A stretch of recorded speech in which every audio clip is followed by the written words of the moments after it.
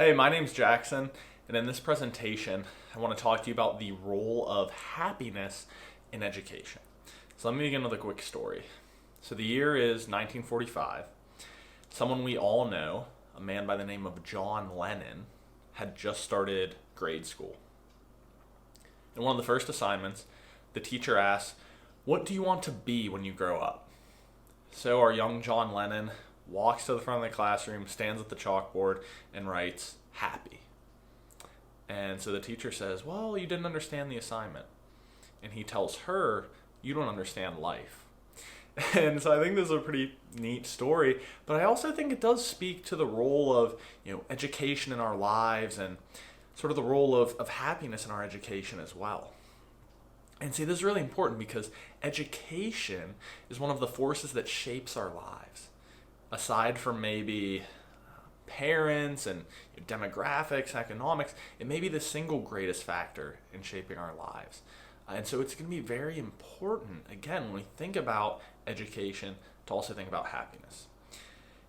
Another reason why this is important is, I understand you watching this, working in administration and in higher education, it turns out, and I'll talk more about this later, but a lot of the key elements related to student retention and engagement also relate to student well-being and student happiness. So this is going to be a really important topic. So just a little bit about me, which again, I'm going to share more of my story and some of my work in this presentation.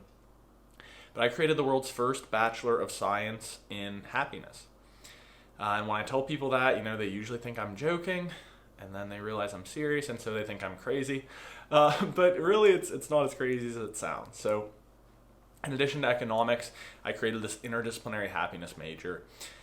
So it really just pulls from a lot of various disciplinary perspectives, such as positive psychology, cognitive science, neuroscience, but also things like philosophy and religious studies, just to really look at how do we live happier lives.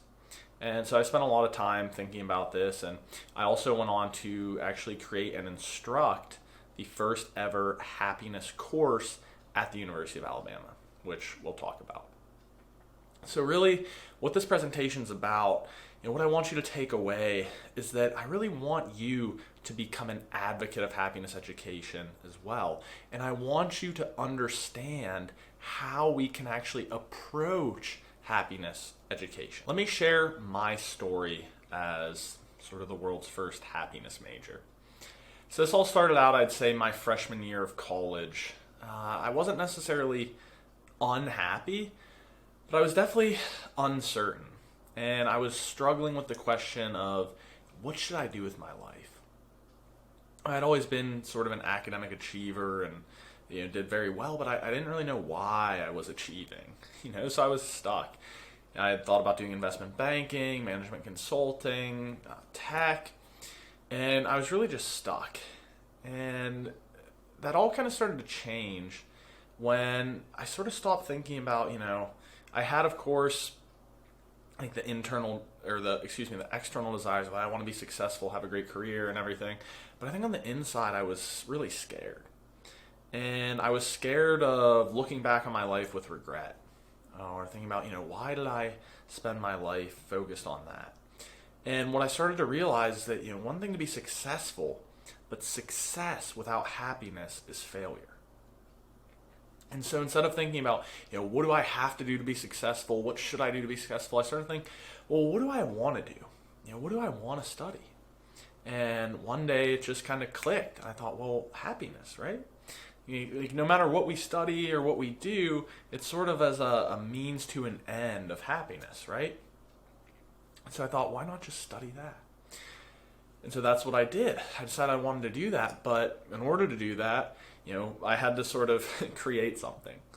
And so thankfully at the University of Alabama, we have a program called New College, where students like me can actually self-design and create their own interdisciplinary majors. And so I entered New College, created the happiness major, and that was kind of the story of all this. And so over the last few years, I've done a lot of workshops and events on campus to sort of share what I've learned with others. Of course, I created the course like I talk about, and I'll share more in this video. I've done some events in the media and all these sorts of things. But what I realized, I think, a little more broadly is my mission is it's really about happiness education, you know? Because it's one thing I just wanted to study this stuff myself, but I realized that other people need this, and I need to be sharing it with others. So that's really become my central mission, is that of happiness education. So now let's turn our attention to the happiness course.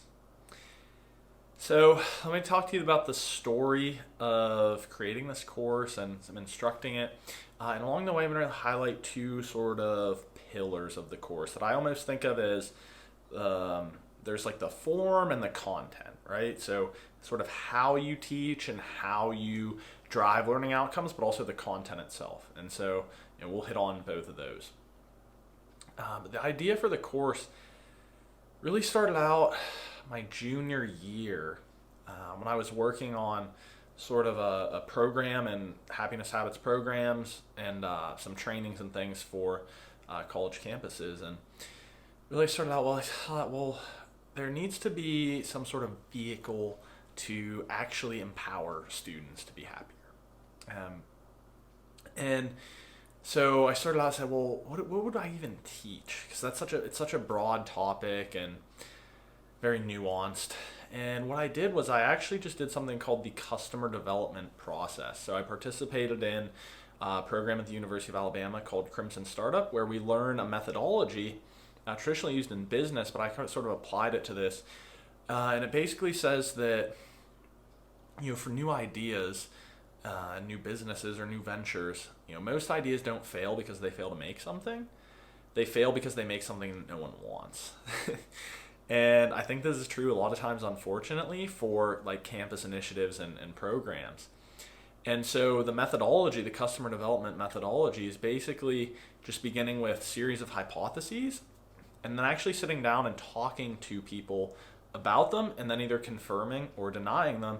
And you sort of iterate through that and you end up with something that's basically designed for the users by the users, or in this case, for students and administrators by students and administrators. So I began with interviewing and surveying close to 100 students. And, I basically asked them questions like, what keeps you up at night? Or what areas of your life do you think are like the most important or maybe hold you back from being happy? What are things you struggle with? I also would ask things like, would you want to take a course on this? Like, what would the course be? What would the commitment level be? All those things. And sort of here are the main things I learned. Going back to this, like I said, the big three. So when I asked students, like, what keeps you up at night? By far and away, the most common response was some sort of future uncertainty. So sort of life and career trajectory, like purpose behind, sort of what they're doing and what their direction is in the future. When I'd ask students, what's important for them both now and in the future, I got a lot to do with relationships. So, finding a partner, having a family, but also just right now, like my friends and peers on campus. And then the third pillar of just kind of, what do you struggle with? I got a lot of variations on what I'd call managing your state. So things like anxiety, stress, managing all the commitments, feeling overwhelmed, right? So those sort of three kind of like purpose and direction, relationships, and then finally what we could call maybe self-management or state, sort of managing oneself. Those were really common areas for students. I said, interesting, okay. So I started to talk to subject matter experts, people who work in higher education, administration, and I'd ask them similar questions, but relating to their students, right? So, like, what's the most important thing you focus on in your line of work? And then, like, what do you look at in terms of, like, improving outcomes for your students? And what I learned, I think I talked to over 40, roughly, administrators, professors, experts. And they said, well, we care a lot about the health of our students, like, and there's variables we look at with that. And one of the main variables we also look at for more of the performance is retention. And so I'd say, okay, well, like, what predicts retention and kind of student engagement, student success? And they said, well, number one is sort of having a purpose behind college and career. And they said, another thing is we find that students who aren't very socially connected on campus tend to drop out. And then finally, they said, students who lack self-management skills, like they can't manage their responsibilities and stay organized, all those are the ones that fail. So I said, okay, interesting. Because it sounds like you guys are also telling me that the same sort of big three factors influence like student well-being, student engagement, and retention. So you said, right? Because before when I asked students, well, what do you struggle with? They said, kind of future uncertainty, my direction. So administrator said like purpose behind college and career. So I said, okay, that's sort of an overlap there. The next one, of course, relationships, social engagement, super important. Both sort of students and administrators agreed on that. And then finally, again, this last bucket of self-management, kind of managing state of mind, dealing with stress, anxiety, responsibilities, commitment. I said, wow, okay, interesting. So there's a ton of overlap there. So that's what those three pillars are going to be what I really want to design my course around in terms of content. So I started that, and I made the lesson plans, had that organized, but then I thought sort of the last phase of this, creating the course, I said, well, I don't really want to just tell students about those things. I really want to help them to actually live them. So I thought, what is like the missing link or the secret ingredient between sort of knowing something intellectually and then actually doing it? Because we all know, right? Think about your New Year's resolutions, and mine too, I'll be honest with you, right? We all know what we should be doing, what we want to do, but then when we actually do it, that can be a bit of a problem. I want to talk to you about just getting more on my story of creating my major and creating the course.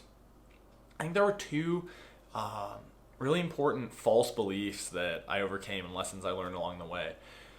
The first is just, I didn't really think that this was as big of a problem maybe as it is. And I didn't really think that like happiness education was a thing. The second one that I thought, well, even if it is, like administrators don't really care, right? Like, not to be mean, but like, I don't know. It doesn't seem like that's their job, right? It's just like happiness is separate from school. But what I found are both of those beliefs to be wrong. So the first one, like I said, I just didn't think it was that big of a problem, or like didn't think happiness education was a thing. So I started doing some research. I found some pretty shocking data. So depression rates have doubled from 2009 to 2017, according to the Journal of Abnormal Psychology. Suicide is the number 2 cause of death for ages 10 to 34, so big chunk of the college population. That's according to the National Institutes of Mental Health. Another data set from that NIMH also states that our children are actually more likely to kill themselves than they are to die of heart disease or cancer in the next 20 years. So again, there's a lot of data that shows that we're sort of in a mental health crisis, and that's particularly true for this college age demographic. And this is actually kind of a problem. But I also thought, like, sort of related to that belief is like, now I know it's a problem, but like, do students want this, or like, would they even be interested? And so I actually posted the course, like a message about the course with an outline on the Alabama Student Ticket Exchange, which is a Facebook group of over 50,000 people that are just kind of like Alabama students, recent graduates, where you just post stuff about like tickets or whatever's going on. And I actually got 216 likes on the post, and I had 62 people message me trying to get a spot in the course. So that kind of changed my mind a little bit. Like, I had a lot of friends encouraging me. I got interviewed in a couple magazines and on a podcast, which I'll share, which also sort of showed me like people are actually interested in this. So that was really that first sort of overcoming that false belief. The second one, like I said, is like I just didn't know if administrators or people in higher education really cared or were willing to work with this stuff. And I turned out this was very much just wrong. So like I had incredible support from the people at the University of Alabama New College, people like Jimmy Hart and their strategic communications at the University of Alabama. All of them really supported me. But again, going back into that market research I did with customer development, interviewing so many administrators and people in higher ed, finding those same sort of overlapping priorities, I found that they really did care and they were really interested in my course too. And there was a lot of money at stake, which I didn't know either. So this was just one of the discussions I had with administrators. They were saying, well, if you can, and this is also part of the reason, which I'll talk about, I include some measures from the National Survey of Student Engagement within my course study. They said if you can, basically even cause like a 1% reduction in dropout rates, think about the University of Alabama, 40,000 students times 1% times an average of, we'll say $20,000 in tuition, that's $8 million per year saved by this sort of education or this intervention. Okay, so anyway, that's not to get too far into that, but that's just to say that there's a lot of money here and a lot of administrators who we care about the business but also really care about their students, and I've gotten a ton of support from that. So I was definitely wrong. So I've learned that this is a problem, but students are ready for a solution to this problem, and they're bought in, and then administrators and people in higher education actually really do want to empower their students in this way. So I'm really excited that I was able to learn those two lessons firsthand, and I wish I would have learned them sooner, but they've been really powerful. So let's just talk a little bit more in depth about some of the outcomes from my course, because that's something I'm really excited about. This last semester I actually won a research grant to do a program evaluation on the course. So basically what that was actually trying to study and assess the impact of the course with my student learning outcomes.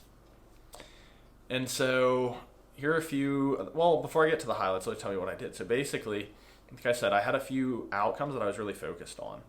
So number one was student engagement. So I actually licensed a supplement from the National Survey of Student Engagement, the NSSE, to try to study, did changes in student happiness or just changes in student engagement happen over the course of the semester? Because there's actually a lot of research out there that says that happier students do perform a lot better. So that was one thing I wanted to test. I used supplemental items from the subjective happiness scale, which of course makes sense, right? It's a happiness course. And then I selected items also to measure those kind of big three I talked about. So you look at sense of life purpose, relationship satisfaction, and positive emotion.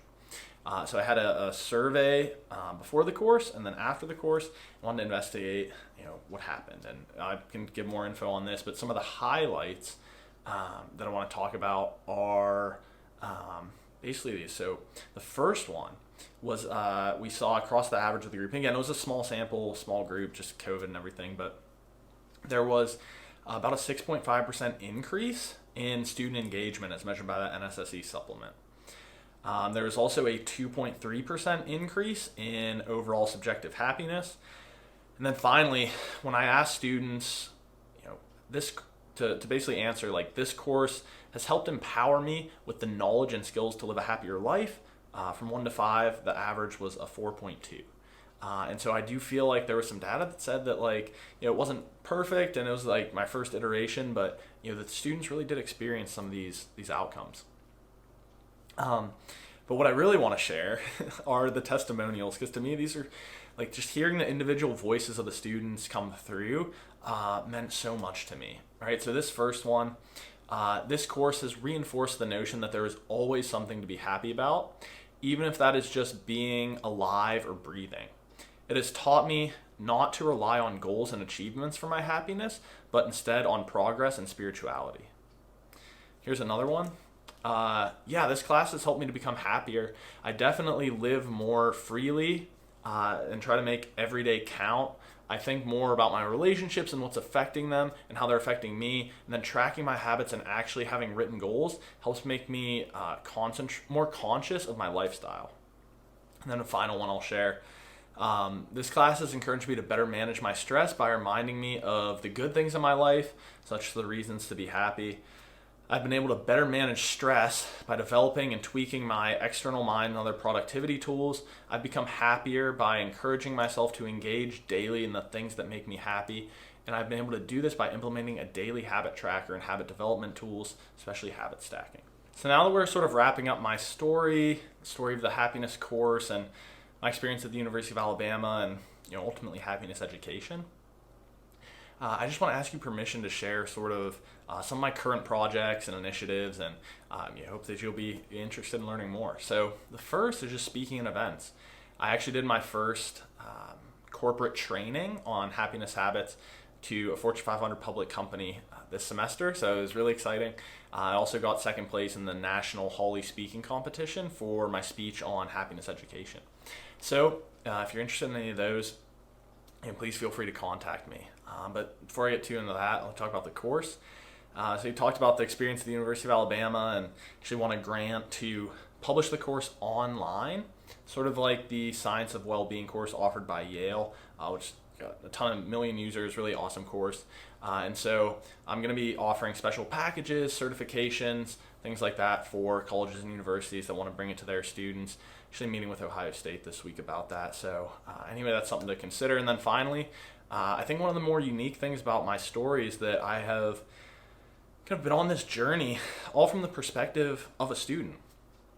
And so I'm happy to share my perspective, with you, with your team, anyone like that on, how can you actually approach happiness education for your students. So I've got my speaking events, the course, and then finally that sort of support, all things I'm happy to help out with. So I hope that you're interested, that you just contact me or go to happinessmajor.com/campus.